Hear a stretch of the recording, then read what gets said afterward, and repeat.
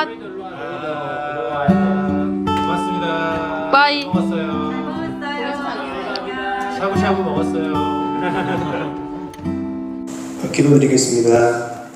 사랑과 은혜가 충만하신 하나님 아버지 감사드립니다. 오늘도 저희를 주님의 은혜 안으로 불러주시고 이 예배 자리로 인도하여 주심을 감사드립니다. 아멘. 지난 한 주간 저희 삶을 돌아볼 때 주님의 뜻대로 살아가지 못한 순간들이 있음을 고백합니다. 우리의 연약함을 용서하여 주시고 주님 안에서 새롭게 변화되기를 원하옵나이다. 아멘. 주님, 이 나라를 위해 기도드립니다. 주님이 세우신 이 나라 가운데 새롭게 세워진 대통령과 함께 이 나라를 이끌어갈 위정자들을 붙들어 주시옵소서. 아멘. 하나님을 경외하는 마음으로 국민들의 아픔을 헤아리고 평화와 회복을 위해 일하게 하여 주시옵소서. 아멘. 모든 국민들이 하나 되어 통합과 회복의 시대가 열리게 하여 주시옵소서. 아멘. 더워지는 날씨 속에서도 우리 수문박 성도들의 건강을 잘 지켜주시고 질병 가운데 있는 성도들에게도 주님의 치유의 손길이 허락하시어 강건하게 회복하는 역사가 일어나게 하여 주시옵소서. 아멘. 삶을 살아가는 데 있어 때로는 지치고 힘들 때가 있습니다. 주님, 이 찬양과 예배와 기도로 신앙을 더욱 굳건히 있게 하여 하시며 작은 것에도 감사함으로 돌릴 수 있는 일을 더하여 주시옵소서. 아멘. 살아있음에 감사하고 리얼이 있음을 감사하는 저희가 될 수 있게 하여 주시옵소서. 아멘. 말씀 전하시는 목사님께도 성령의 기름 부으심을 더하여 주시고 그 선포되는 말씀이 저의 영혼을 살리고 삶을 변화시키는 능력 있게 하여 주시옵소서. 아멘. 이 모든 말씀 예수님의 이름으로 기도드리옵나이다. 아멘.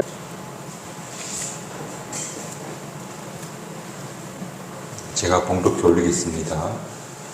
보라, 내가 너희를 보냄이 양을 이리 가운데 보낸 것 같도다. 그러므로 너희는 뱀같이 지혜롭고 비둘기같이 순결하라. 사람들을 삼가라.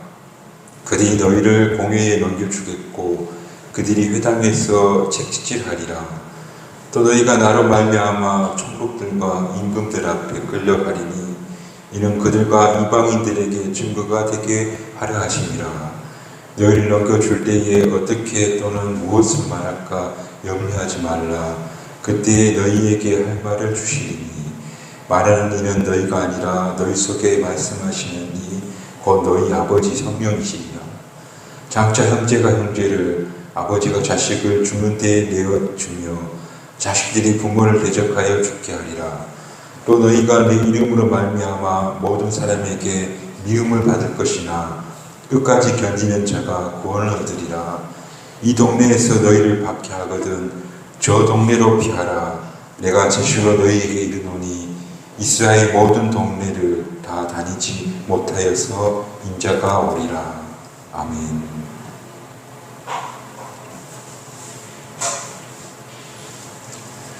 우리 마태복음 10장 말씀 함께 나누고 있습니다. 마태복음 10장은 예수님이 그 제자들에게 주시는 당부의 말씀으로 이해할 수 있습니다. 그리고 이 말씀은 그래서 우리 모두에게 주시는 말씀이다. 왜냐하면 우리 모두는 예수님의 제자이기 때문에 그렇습니다.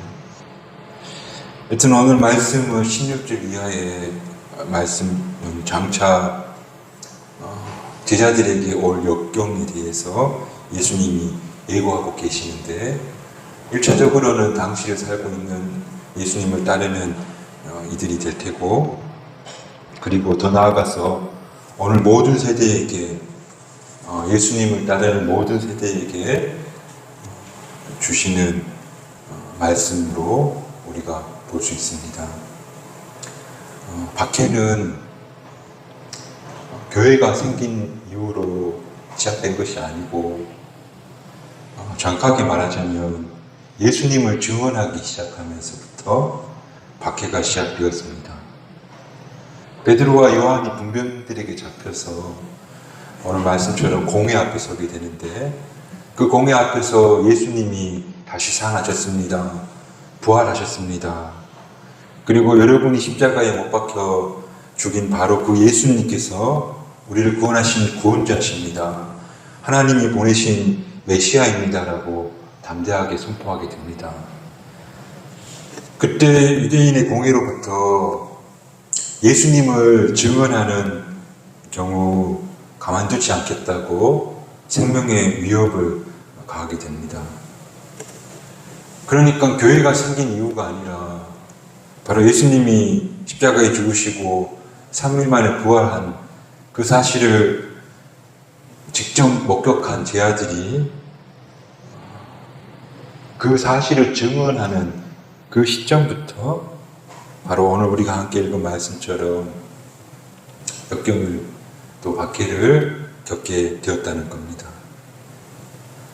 그래서 실제로 12 제자들이 공회에 끌려가서 채찍질 당하고 또 수많은 사람들에게 책망과 또 손가락질을 당하고 결국에는 죽임을 당하게 되었다. 가룟 유다가 예수님을 팔고 그 대신해서 마띠아가 새롭게 제자로 12 제자로 뽑히게 되는데 사도 요한을 제외하고는 교회 역사는 11명의 제자가 순교를 당했다고 그렇게 말합니다. 그래서 그로부터 2000년이 지난 오늘날에도 예수님을 전하는 것 때문에 또 예수님을 믿는 이유만으로 생명의 위협을, 고난을 무릅쓰는 사람들이 여전히 존재하고 있습니다. 언젠가 이집트에 있는 콥트 교회가 그렇고 또 엄격한 이슬람 사회 안에서 예수를 믿는 그들이 박해를 당하고 있고 또 이라크에 있는 약 25만 명의 그리스도인들이 남아있는데 그들이 여전히 위협 가운데, 박해 가운데 역경 속에 살고 있다고 합니다.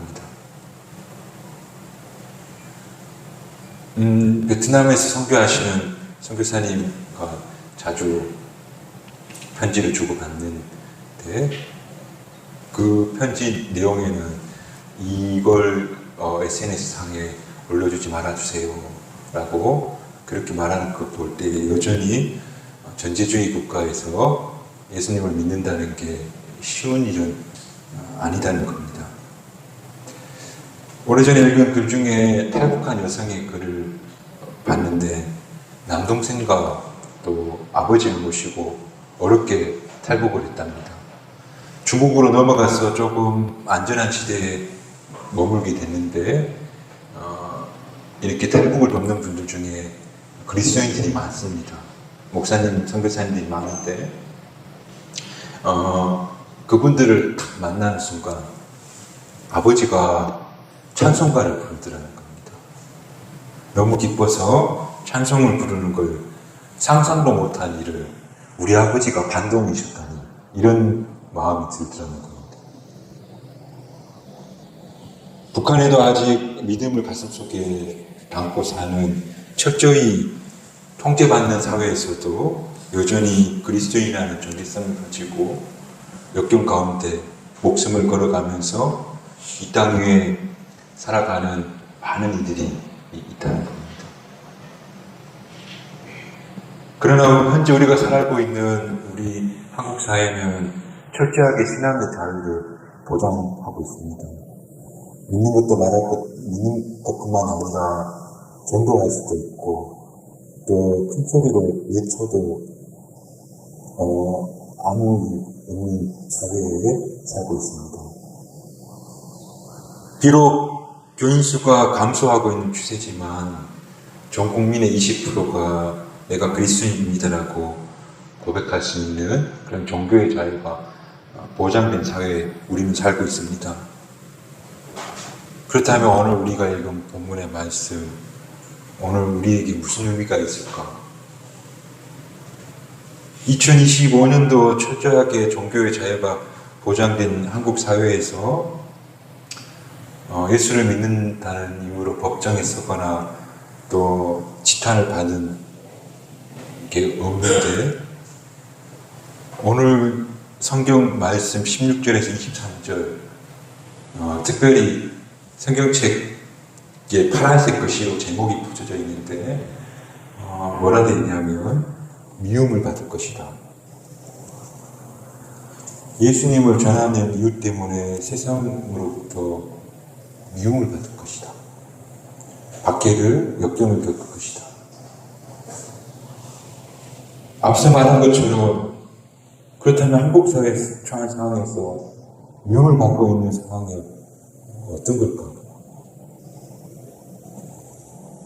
겉으로 볼 때에는 한국 사회에서 그리스도인이라는 건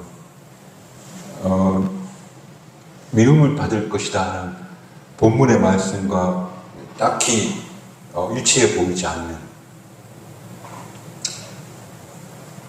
것처럼 보이지만, 그런데 가끔 인터넷 세상이라든지 주변 상황을 보니까 교회가 기독교라고 비웃음을 당하기 시작하고 있고, 또 한국 사회에 교회 이상이 막 추락해져 있는,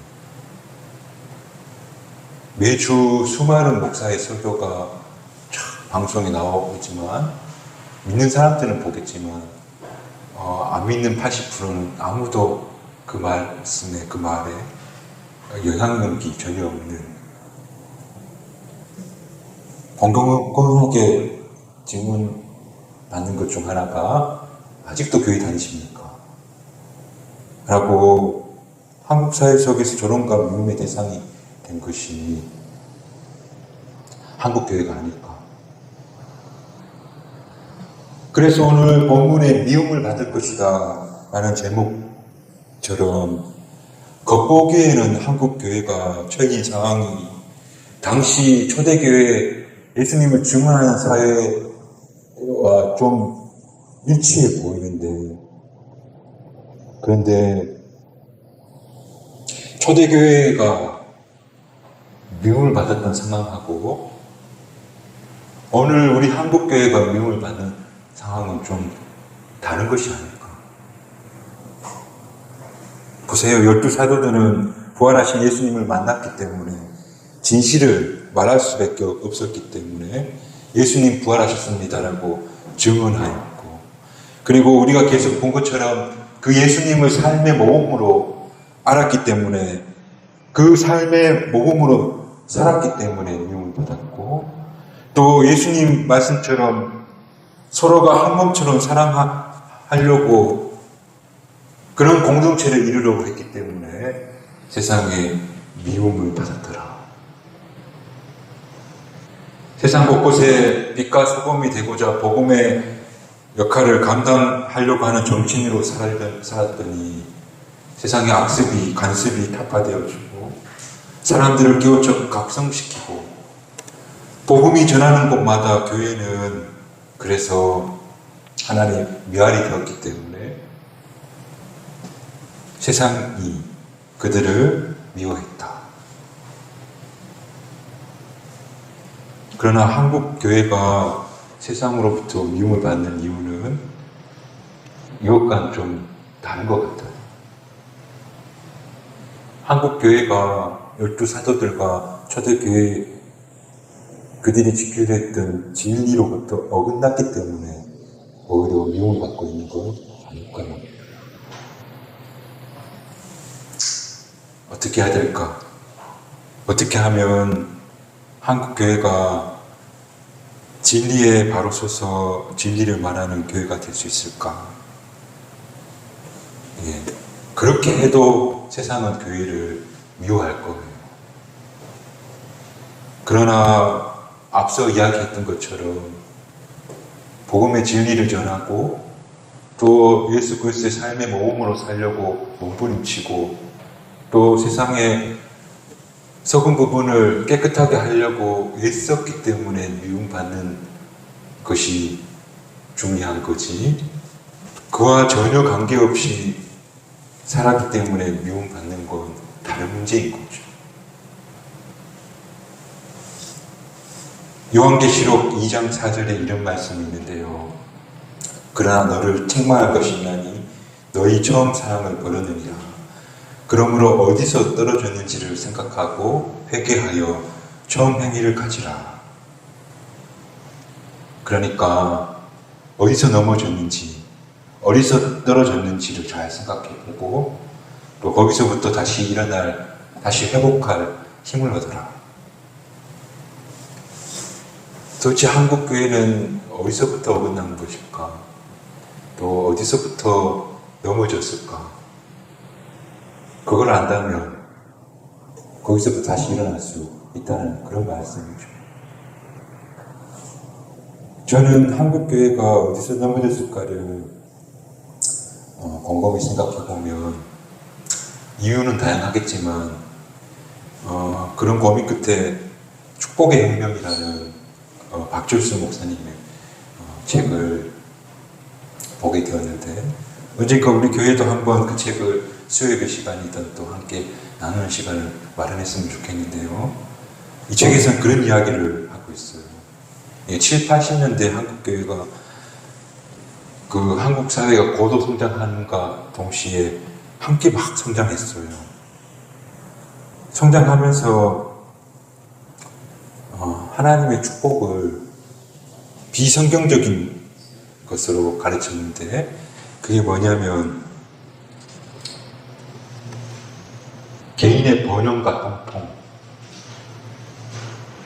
부유, 건강 이런 것들을 하나님의 축복과 동일한 것으로 가르쳤어요. 그래서 부흥회 같은 걸 쫙 가보면 부흥성회 하면 축복받은 사람은 세상에서 번영하고 성공하고 부유하게 된 사람들을 축복받은 하나님 은혜를 입은 것으로 가르쳤어요. 이스라엘 백성이 넘어진 것도 동일하죠. 그가 여호와 하나님의 율법을 따라 섬기는 것이 복된 것이 아니고 번영을 약속하는 바알을 섬기는 금송아지를 섬기는 거기에 매번 이스라엘 백성들이 넘어진 이유였죠. 그래서 하나님의 은혜를 받았다는 건 더 큰 성공, 더 큰 형통, 더 큰 부유와 같은 것으로 가르쳤어요. 그래서 서구 유럽은 하나님의 축복을 많이 받았고 제3세계에는 하나님의 축복을 못 받았다. 그렇게도 이야기도 하고요. 물론 그가 잘 되기를 빌어주고 또 형통하기를 서로 축복해주는 거는 아름다운 거. 그러나 제가 이야기하는 건 꼭 하나님의 축복이 잘 되고 부유해지고 그렇게 해야지 하나님이 그들 가정에 그들 나라에 함께 계시고 그리고 그 하나님이 그들을 축복하는 것이라는 식으로 말해서는 안 된다는 거예요. 그리고 그걸 욕망하며 살아서도 안 된다는 거예요. 저는 이 지점이 바로 한국교회가 또 한국의 믿음을 가진 그리스도인들이 넘어진 지점이 아닐까. 그렇다면 이제 돌아가야 되는데 사도행전 5장 40절에 이런 말씀이 있어요. 그들이 옳게 여겨 사도들을 불러들여 채찍질하며 예수의 이름으로 말하는 것을 금하고 놓으니 사도들은 그 이름을 위하여 능력받은 일에 합당한 자로 여기심을 기뻐하면서 공의 앞을 떠나니라. 찾아와서 예수님 이름 때문에 채찍을 맞고 모욕을 당하고 돌아가면서 기뻐했다는 거. 풀어 설명하자면 내가 예수님을 알게 되고 그래서 또 예수님을 여러분들처럼 믿게 되었고 그리고 더 나아가서 이제 예수님을 증언하게 되고 그리고 예수님 닮아가게 되었더니 역경이 와도 기쁘더라. 여러분 복 중에 복, 하나님께 받은 은혜 중에 은혜는 재산이 증식되고 힘이 생기고 또 명예가 생기는 것이 하나님의 복이지만 그게 진짜 복은 아니고요. 진짜 복은 정말 복 중의 복은 내가 예수님을 알게 되고 그분을 믿게 되었고 또 그래서 내가 구원의 확신이 있고 그리고 그를 닮아가려고 애쓰고 있다. 그랬더니 내가 약간의 모욕과 또 매를 맞는 건 오히려 영광스럽고 기쁘다. 오늘 저와 우리가 돌아가야 될 지점이 바로 여기다. 우리가 넘어진 이유가 이걸 잃어버렸기 때문에 인생의 가장 큰 보화는 예수님이다 하는 걸 잃어버렸기에 한국 교회가 넘어졌고 계속 욕망을 쫓았고 그렇기에 한국 사회에 믿지 않는 이들이 우리를 미워하게 된 것이다. 오늘 내 인생의 가장 귀한 복을 획득하시는 저 여러분 되시기를 축복합니다. 나는 세상에서 성공하지 못했고 나는 부유하지도 못하고 형통하지도 못해서 늘 문제 속에 살고 있고 그래서 나는 하나님의 복을 받지 못한 사람인가 봐. 그렇게 생각할 것이 아니고 나는 예수님을 알게 되었고 믿게 되었고 또 말씀을 듣게 되었고 또 나는 예수님을 따라 걸어가고 있어. 그래서 내 인생은 참 복돼. 그렇게 마음을 새롭게 먹는 저와 여러분이 되시기를 주님의 이름으로 축복합니다. 사도 바울은 그래서 그는 이렇게 고백하는데요. 그가 예수님 믿고 참 많은 역경을 그가 겪었는데 그래서 그가 이렇게 고백해요. 남들 보기에는 내가 근심이 많은 사람같이 보지만 사실은 내 속에서 항상 기뻐하고 있습니다. 또 남들이 보기에는 내가 가난한 사람 같지만 나는 많은 사람을 부유하게 해주고 있습니다. 그리고 아무것도 갖고 있지 않는 사람 같지만 사실은 모든 것을 다 갖고 있는 사람입니다. 라고 바울이 그렇게 고백하였습니다. 여러분, 무엇이 복인가 하는 그 인식의 차이가 이런 삶의 차이를 가져오게 된다는 겁니다. 오늘 저와 여러분이 진정한 복, 참된 보화가 무엇인지를 알고 그것을 소유할 수 있는 그런 저와 여러분이 다 되었으면 좋겠습니다. 학생 때 기억 중에 새로운 부임하신 목사님 생각이 나는데 그분이 늘 하는 말씀이 주일 예배 시간에 오늘도 혼자 오셨습니까? 그게 그분 멘트였습니다. 어떤 목사님은 사랑합니다 이런 걸로 시작하는데 그분은 늘 오늘도 혼자 오셨습니까? 그러는 겁니다. 그 말이 부담스러울 때도 있었고 또 그 말 때문에 어쩔 수 없이 동네 친구 교회 데려온 적도 있는데 예수님을 알게 된 사람들이 가진 가장 큰 특징 중에 누가 뭐래도 예수님을 전하는 사람이 되는 겁니다. 왜냐하면 예수를 알고 믿게 된 게 인생의 가장 큰 축복이라는 사실을 고백한 사람들에게는 또 오늘 성경에 나오는 초대교회 교인들이나 열두 제자들은 그게 가장 귀한 것이기 그걸 증언하는 것이 가장 복된 삶이기에 매를 맞고 모욕을 당하고 또 손가락질 당해도 가장 큰 복이 이것입니다라고 말할 수밖에 없었다는 겁니다. 그래서 오늘 우리도 예수님을 알았고 예수님 믿게 되었고 또 너무나도 감사하게도 점점 예수님을 닮아가는 여정에 있기에 그렇게 오늘도 누군가에게 가장 큰 복을 선물하는 삶을 살게 되는 것 너무나도 당연하다는 겁니다. 저와 여러분이 어떻게든 미움을 받을 겁니다. 그러나 예수님 그분을 증언하는 것으로 미움을 받는 게 또 그분을 닮아가는 삶의 모습으로 미움을 받는 그런 초대교회 교인들이 되기를 축복합니다. 복은 구하면 그래서 받는 것이 아니고 선을 구하면 복이 오는 겁니다.